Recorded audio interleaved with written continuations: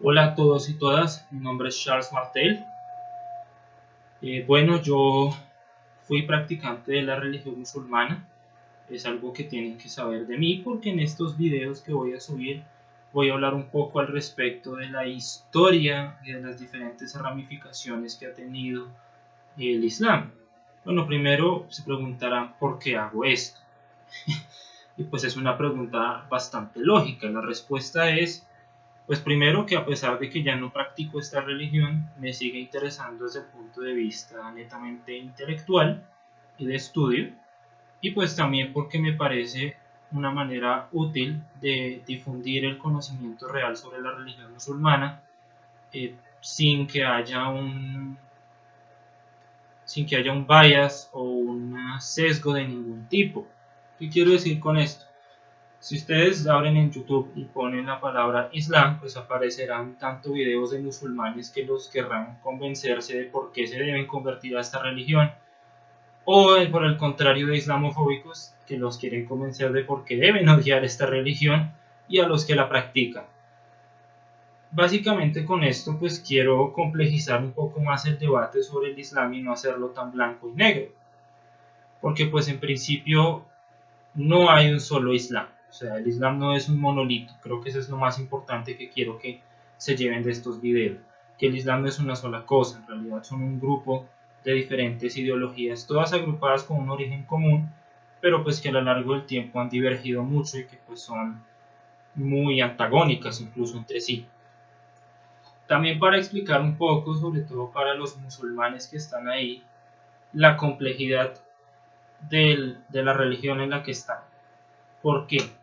Porque me parece importante, habiendo practicado la religión islámica, que entiendan los orígenes históricos de todo el pensamiento islámico. ¿Por qué? Porque esto tiene un profundo impacto en la manera en la que practican la religión, predican la religión y por lo tanto en la manera en cómo se relacionan con el mundo. Mi intención pues no es convencer a nadie de que abandone o se convierta a la religión musulmana, sino de que abran la mente y básicamente que también comiencen a pensar de manera crítica por ustedes mismos para entender las cosas de una manera nueva, para así pues poder transformar su forma de pensar las cosas y pues de no caer en fanaticismos de ningún tipo. Bueno, en el video de hoy pues básicamente quería pues además de presentarme dar una pequeña introducción como tal a lo que es la religión musulmana y también a los diferentes grupos que lo componen. Bueno, la religión musulmana tiene como principio fundador la creencia en un único Dios, al que llaman Allah, que es como Dios en árabe. La etimología es como el que es básicamente, o el Dios en árabe. Bueno, la creencia más fundamental de los musulmanes es que creen que solo existe un Dios. ¿Cómo se entiende el tema del único Dios? Porque ni siquiera es entender que haya un único Dios que todo lo gobierna, sino es la unidad divina. Algunos grupos lo han entendido como que pues, hay un solo Dios, un solo ser metafísico llamado Dios, que lo creó todo. Otros entienden que la única realidad que existe es Dios, pero lo que quiere decir es que todo hace parte de Dios al final, porque solo puede haber una única realidad que es Dios. Es decir, hay muchas interpretaciones de lo que significa este tema de la unicidad de Dios, que en árabe se llama al-Tawhid. Se escribe así.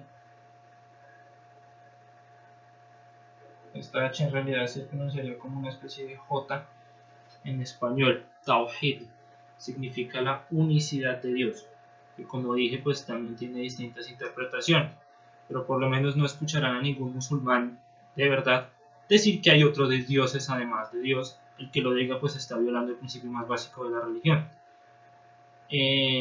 Bueno, el otro principio es que creen en un profeta, de hecho creen en una serie de profetas que vienen desde Adán, o sea, todos los profetas bíblicos, incluido Jesús, que pues por el tema del Tawhid no es reconocido como el Hijo de Dios, sino sencillamente como un profeta, que sí se acepta que nació de una virgen, pero no se acepta que sea el Hijo de Dios.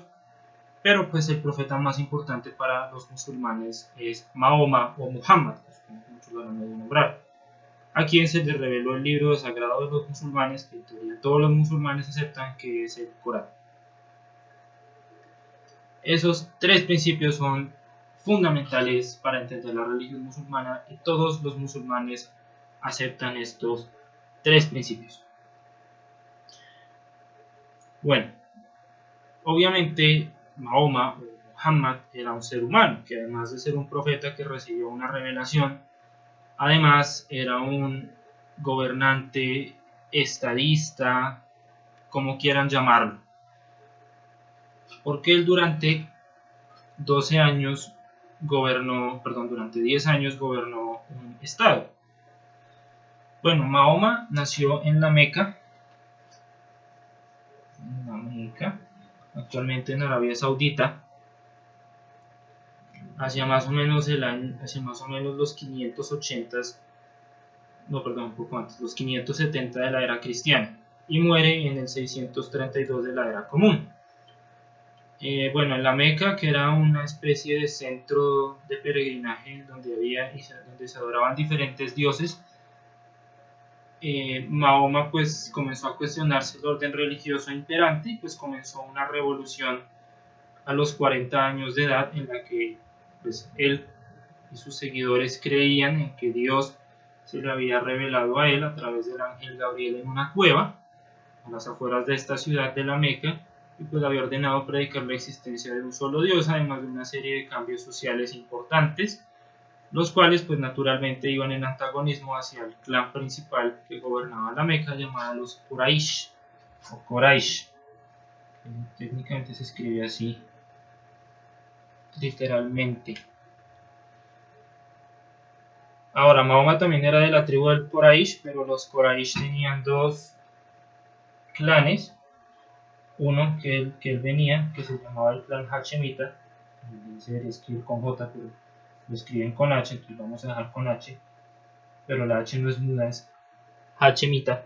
Y el otro, que es el clan de los Omeyas. Este va a ser muy importante más adelante en la historia, porque van a ser una de las primeras dinastías musulmanas que haya. Los Omeyas y los Hachemitas pues no se querían de mucho, y pues el clan Omeya eran los que gobernaban en la Meca. ¿Qué pasaba? Bueno, pues finalmente a Mahoma y a sus seguidores los persiguieron tanto que les tocó emigrar a una ciudad llamada Yatrib, que hoy día se le conoce con otro nombre, llamado Medina, que viene de la palabra árabe al-Madina, que significa la ciudad. Y se le cambió el nombre porque pues era técnicamente Madinatul Rasulullah, o la ciudad del profeta de Dios. Así se le conoció, pero pues para cortarlo se le llama Medina, también en Arabia Saudita. Aquí es donde Mahoma fundó el estado aproximadamente en el 622 de la era común. Él inició su prédica en el 610 de la era común, o sea que nació hacia el 570 más o menos realmente. En el 622 de la era común, pues él inicia su estado islámico, no es ISIS, sino, pues vamos a llamarlo el estado del profeta, que no sea controversial. Y pues bueno, él comenzó, además de predicar, a fundar un estado. Ahora muchos dicen que pues aquí es donde el Islam pasa a ser una ideología política, eso es lo que dicen los islamofóbicos, que porque el profeta era un gobernante, entonces el Islam es una ideología política, la cual no es una religión, sino es una ideología política. Pues en parte no es completamente mentira, el Islam sí tiene aspectos de política y gobernanza en su haber, pero pues también es un estamento religioso, pues durante 12 años el profeta era otro predicador más, pues de hecho él se volvió gobernante fue por una coincidencia en la cual dos tribus que estaban en guerra le pidieron que él mediara entre ellas, y pues la condición para la mediación era pues que lo aceptaran como su jefe. Sin embargo, cuando pues él llegó a esta ciudad, él nunca impuso la religión musulmana a sus habitantes. De hecho, habían politeístas y una gran cantidad de judíos viviendo allí. Pues de hecho concluyó un pacto llamado el Pacto de Medina, en el cual pues se aseguraba también de que los judíos conservaran una autonomía jurídica, política y social bastante importante, y pues básicamente se separaron de los musulmanes en esos términos. Ahora, el hecho de que el profeta también haya sido un gobernante, pues va a tener implicaciones en el hecho de que a partir de ahí todos los gobernantes islámicos hasta nuestros días incluso tienen que tener legitimidad religiosa para poder mandar. Y pues esto va a generar las decisiones o las divisiones entre las diferentes sectas.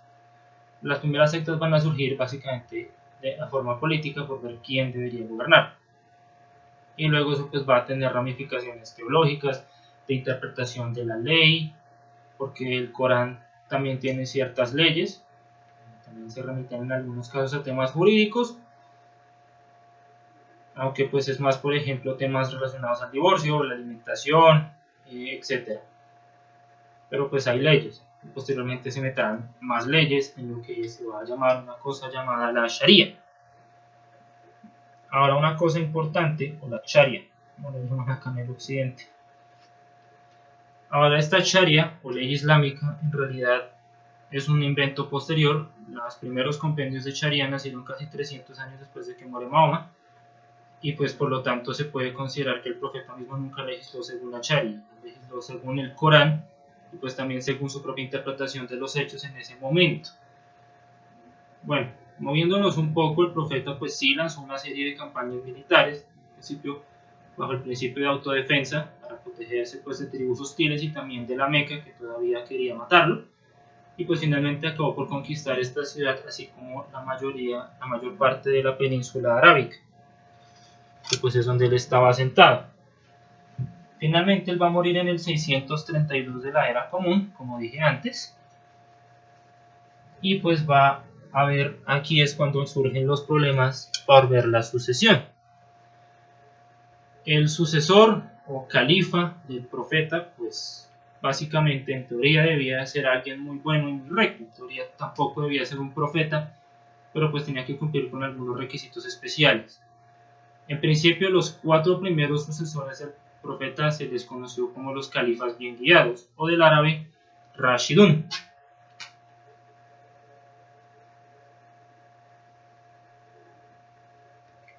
Estos en orden fueron Abu Bakr,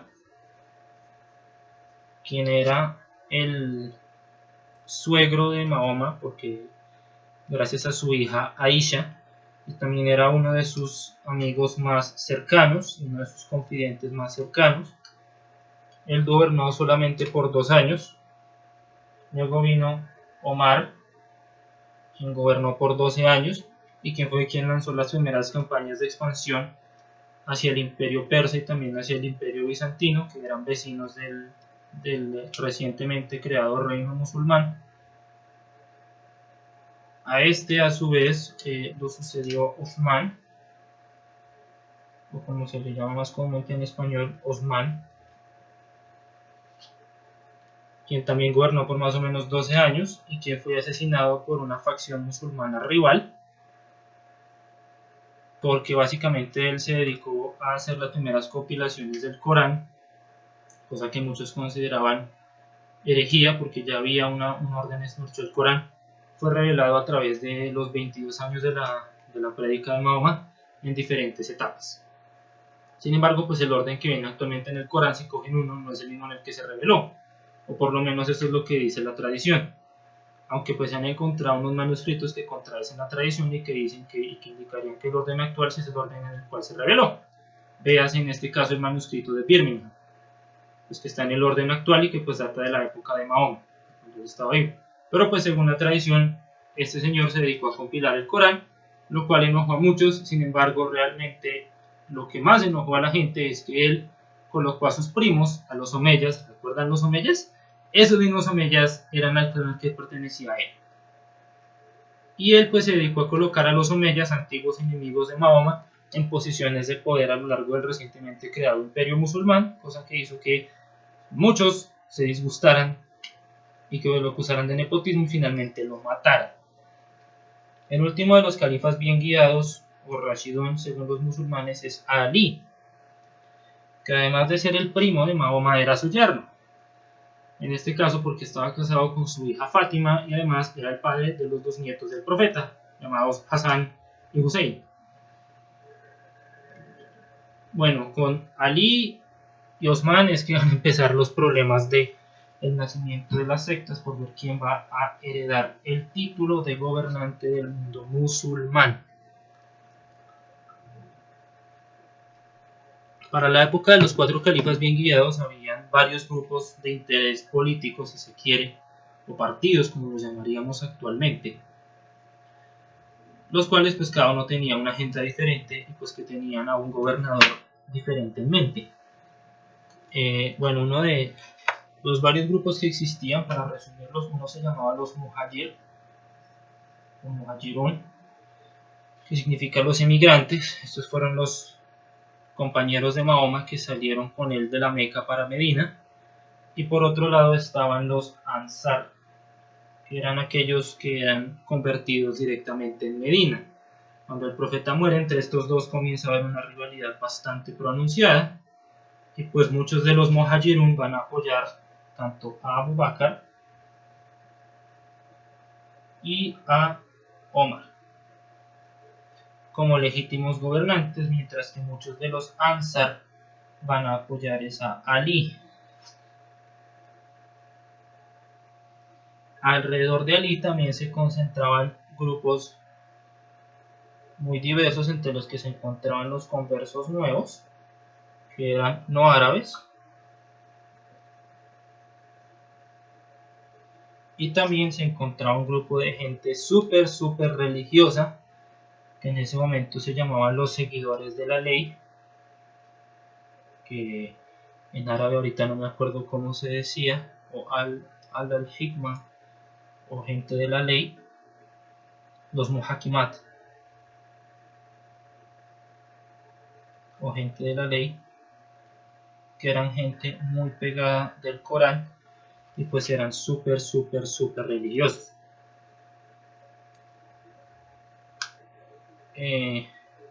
Como se darán cuenta, pues Ali tenía bastante apoyo. Sin embargo, él era bastante joven cuando murió Mahoma, y por lo tanto la sucesión primero le fue dada a Abu Bakr como años antes. Ahora, esto va a generar conflictos entre estos dos, pero finalmente pues Ali tuvo que aceptar el gobierno de Abu Bakr, al igual que el de Omar.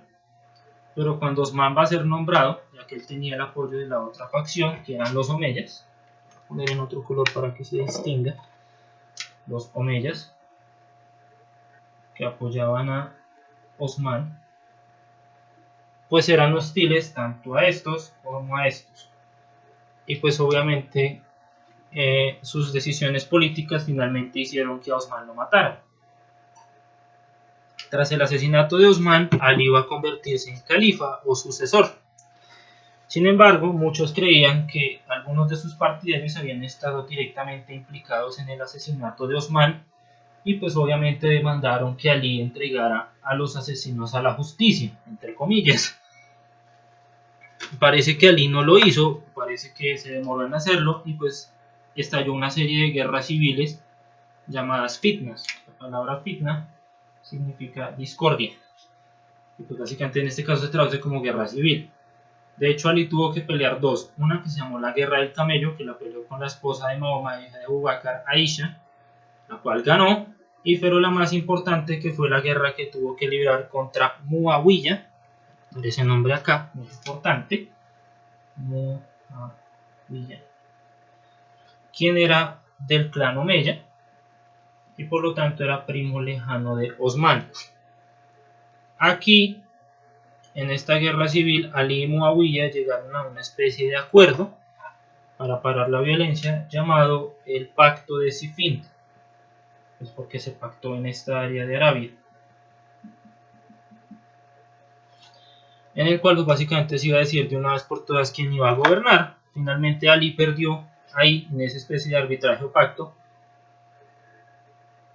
con lo cual en teoría cedía su derecho a gobernar a Muawiyah, quien además fundó la dinastía Omeya, por cierto.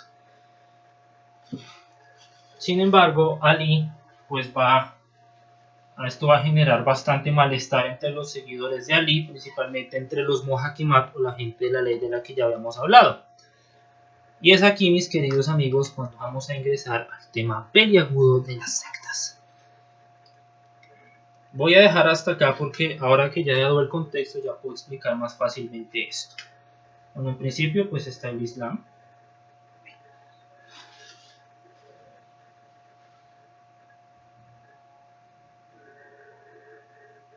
Bueno, la secta más grande dentro de todas, la denominación, son los sunitas, o suníes.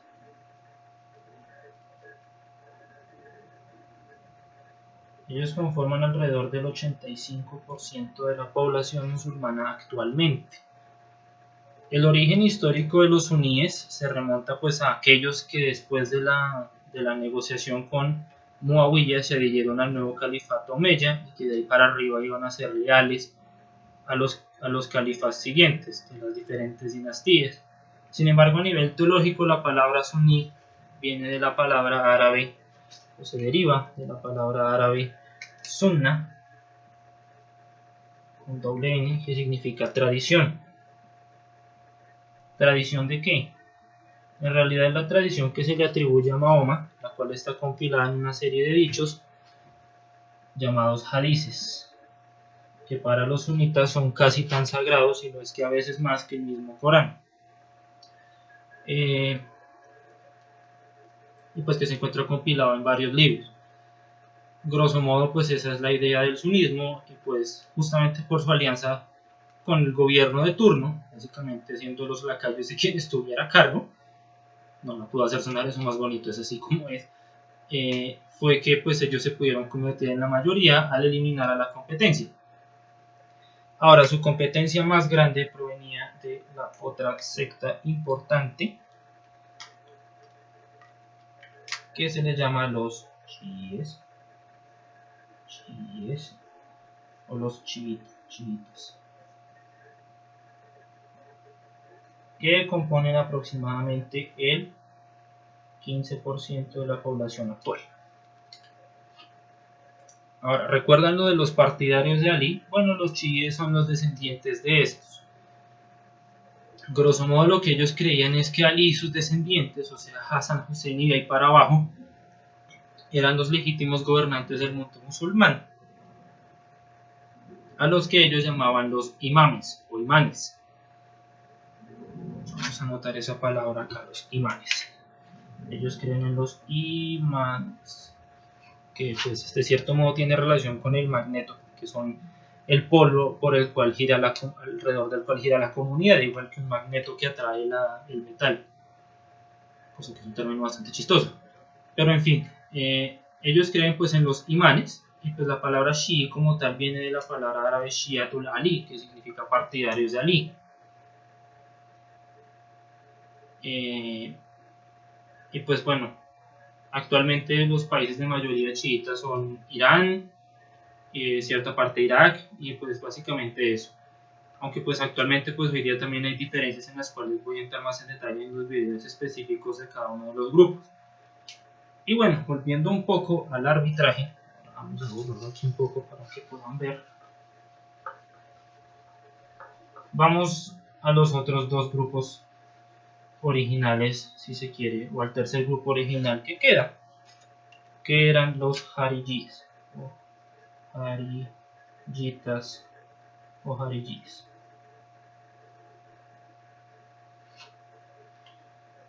Bueno, los Harijis, su nombre se deriva de la palabra árabe Haraya, que significa salir. ¿Por qué? Porque recuerdan un poco el arbitraje de Ali con Muawiyah. Bueno, este es el grupo que se deriva de los Muhakimat. Estos vienen de los Muhakimat, o la gente de la ley. Y pues básicamente ellos creían que Ali había traicionado al califato o al imanato, porque ellos también manejan el tema del imán, al negociar con lo que ellos creían era un infiel traidor como Muawiyah. Y pues de ahí para arriba ellos creían que el gobernante musulmán que debía seguir debía ser el más recto de la comunidad. Incluso si este era una mujer o un negro, o básicamente cualquiera que tuviera la capacidad de dirigir y que fuera la persona más piadosa. En algunos casos, como ellos mismos llegaron a la conclusión de que seres humanos perfectos no hay, básicamente que la única imán justo que había era cada uno siendo su propio imán y viendo el Corán como según lo entendiera. Dentro del harijismo hay muchos grupos, sin embargo actualmente solo sobrevive uno, llamado el ibadismo, que es únicamente mayoritario en el país árabe de Omán y que es menos del 1% de la población musulmana. Ahora, una cosa con estas estadísticas.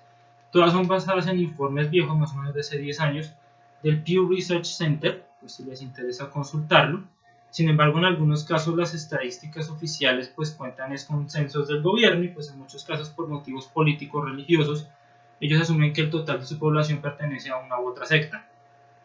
Y pues esto no tiene en realidad en consideración cómo piensan las personas, por lo tanto pues estimar los números de musulmanes de las diferentes sectas resulta bastante complicado, además de que a veces por persecución o por otros motivos, gente por ejemplo de las sectas más pequeñas tenderán a ocultar su verdadera afiliación religiosa para evitar la persecución del Estado. Por lo tanto los números pueden variar. Y bueno, una mención especial a la última secta, que pues no nació en esta época, pero bueno, técnicamente sí nació, pero no nació como un movimiento político como tal, que son los coranistas. Bueno, ¿qué creen los coranistas? Muy bien ahí con la luz, ahora sí. Los coranistas pues básicamente creen que solo el Corán tiene la potestad para hacer la legislatura musulmana. Y ustedes se estarán preguntando, bueno, pero si al principio del video dijiste que el Islam tenía como fundamento el Corán. Sí, dije que en teoría todos los musulmanes aceptan el Corán.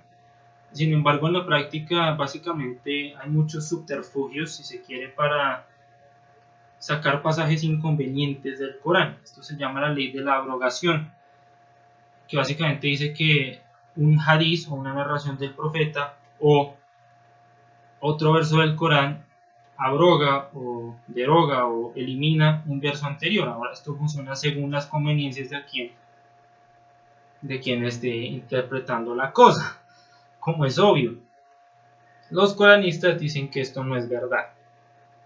Y pues en el plano político ellos creen que, básicamente ellos creen en la democracia moderna y pues creen de manera bastante interesante en la separación de iglesia y Estado. Pues ellos creen que hay que regresar a la pureza antes de la migración a Medina, en la cual el Islam era un camino espiritual y no tanto un camino político. Y bueno, espero que les haya gustado el video. Más adelante espero estar subiendo explicaciones al respecto de cada una de las sectas y por orden cronológico voy a iniciar con los Harijis, esa es la idea. Entonces espero que les haya gustado y espero seguirnos viendo. Recuerden suscribirse al canal y dejar el like. Muchas gracias.